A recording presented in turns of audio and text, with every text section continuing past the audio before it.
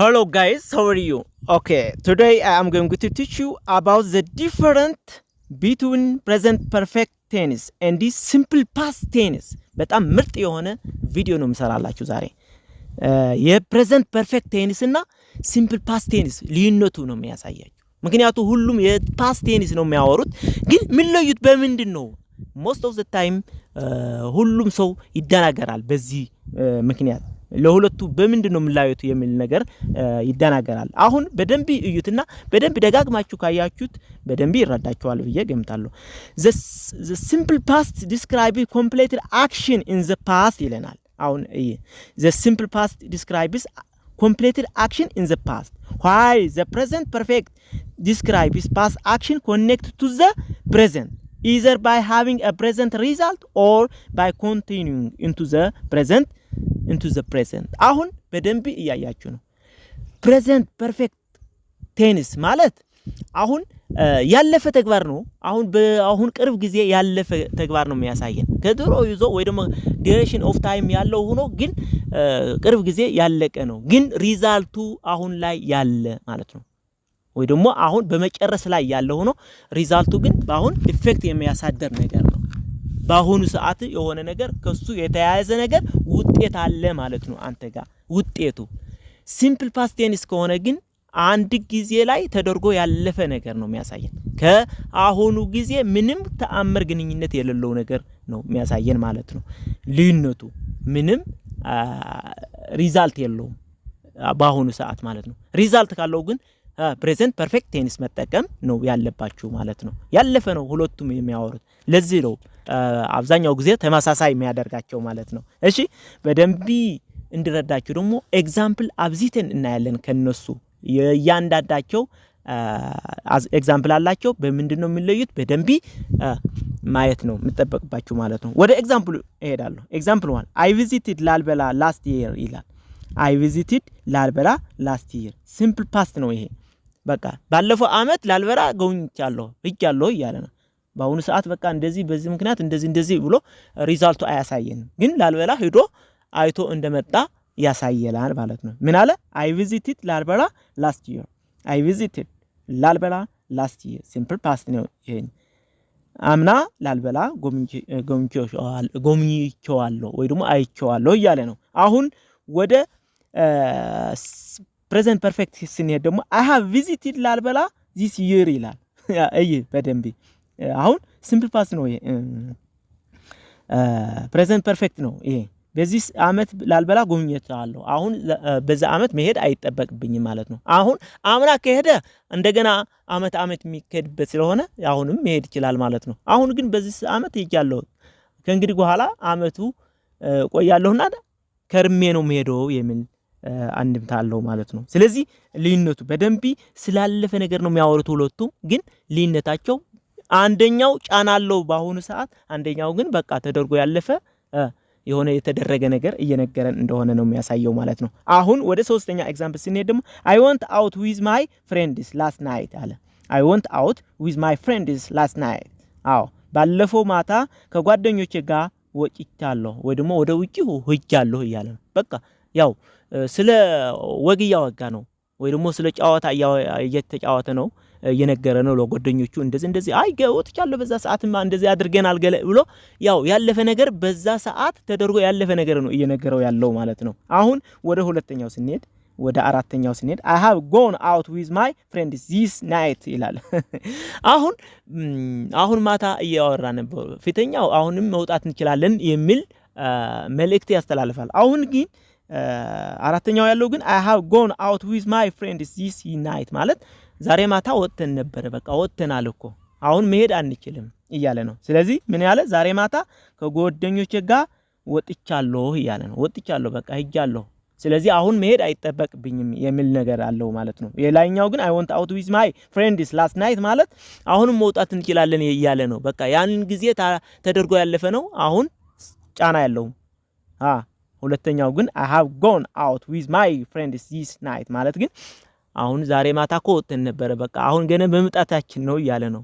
አሁን recently በቃ ጊዜው አሁን ተደርጎ ያለፈ ስለሆነ ግንኙነት አለው ማለት ነው ወጣው ደክመው እንደመጡ ማለት ነው ኦኬ ወደ አምስተኛው ኤግዛምፕል ስንሄድ we ate food yesterday አለ we ate food yesterday ትናንት ምግብ በልተናል አዎ ተበልቶ ያለፈ ነገር እያወራን ነው ያለ ትናንት ምግብ በልተናል እያለ ነው ምን አለ we ate food yesterday ትናንት ምግብ በልተናል አለ አሁን ወደ ስድስተኛው ስንሄድ ደግሞ we have eaten food today አለ ዛሬ ምግብ በልተናል አሁን ትናንት ያተበላ በቃ ካሁኑ ጋር ግንኙነት የለውም በቃ ተበልቶ አሁንም መብላት ይችላሉ ሩባቸዋል አሁን ወደ ሁለተኛው ስንሄድ ግን we have eaten food today ማለት ግን ዛሬ ምግብ በልተናል አሁን መብላት አይጠበቅብንም ጠግበናል ማለት ነው ግንኙነቱ ምንድነው ልዩነቱ ያሁኑ ጫና አለው ምን ጫና ጥጋብ አላቸው ማለት ነው ደግሞ እንዳይበሉ ያደርጋቸዋል ማለት ነው ሁለተኛው እሺ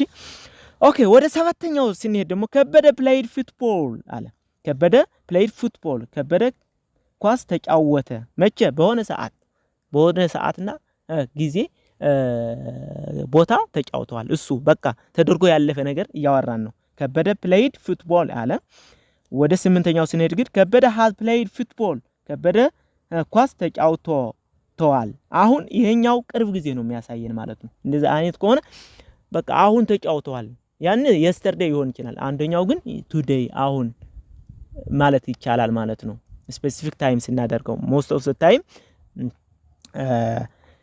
simple past tense specific time ያሳያል ማለት ነው ግን ዝም ብለን ሐሳው በመረዳት ግን ያው ያለፈ ተደርጎ ያለፈ በአሁኑ ሰዓት ጫና የሌለው መሆኑ ያሳየናል ማለት ነው አሁን ከበደ played football ካለ ተጫውተዋል በቃ ያን ሰዓትን ተጫውተው ነበር እንደዚህ ብለን ደግሞ ከዛ በኋላ እንደዚህ ይለናል የሚል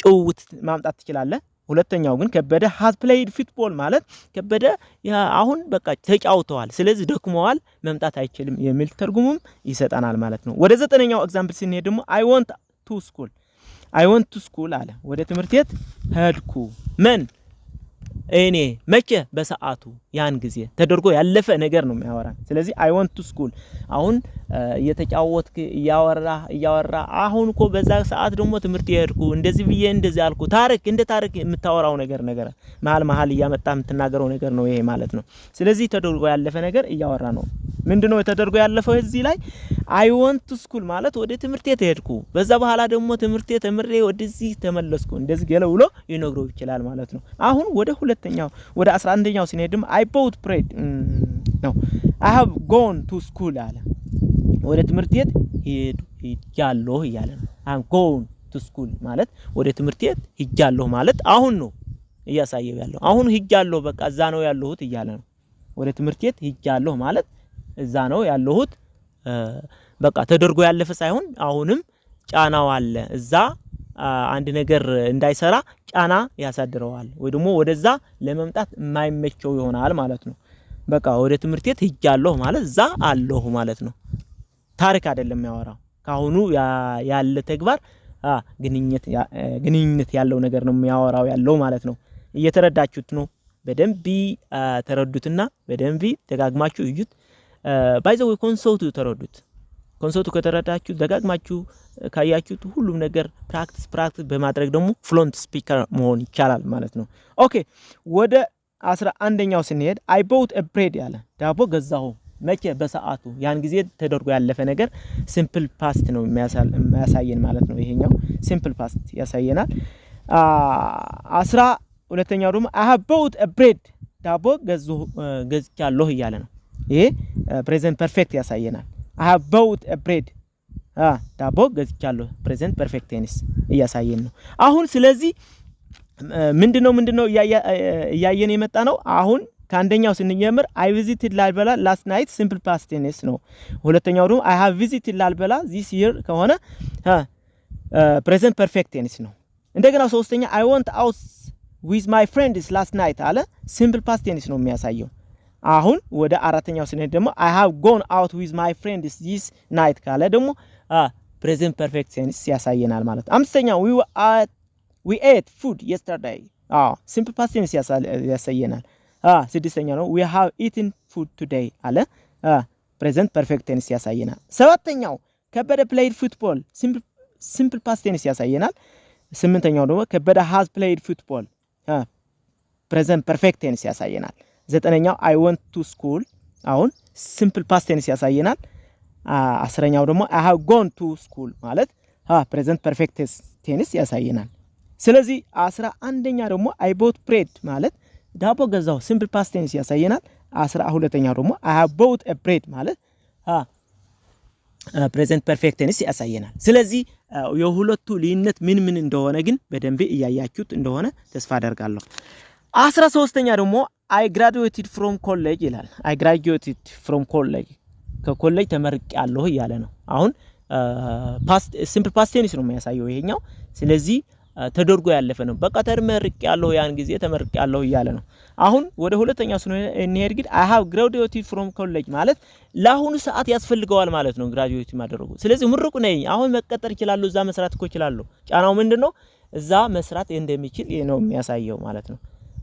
ላይኛው ግን ስራ ለመቀጠር አይደለም ዝም ብሎ ተመርቆ እንደነበርና ያው ምሩቅ እንደሆነ ነው የሚያሳየው። ዝም ብሎ ለስራው አልፈለገውም። ታችኛው ግን ምንድነው የሚያሳየው? I have graduated from college ካለ በቃ እኔ እኮ ከኮሌጅ ተመርቄያለሁ ስለዚህ እዛ ገብቼ መስራት ይችላል የሚል አንድምታ አለው ማለት ነው። ስለዚህ በደንብ እየተረዳችሁት እንደሆነ ተስፋ አደርጋለሁ። ኦኬ ወደ ታይም ማርኪንግ simple past tense እንሂድ።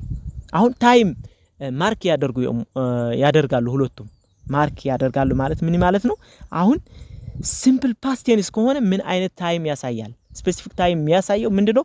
yesterday, last week, last month, last year it's ያልን last month ወይ ደግሞ ሌላም እያልን እንሄዳለን ማለት ነው። አሁን ታይም ማርክስ present perfect ከሆነ ደግሞ today, this week, recently, this month, this year አሁን በቃ በሂደት ላይ ያሉት ነገር ወይ ደግሞ ከመጨረስ ላይ ያሉት ነገር ነው የሚያሳየን ማለት ነው። ስለዚህ የሁለቱ ልዩነት እያያችሁት እንደሆነ ተስፋ አደርጋለሁ። አሁን in other words በሌላ ባል ምን ይላል? simple past tense ምን ይላል?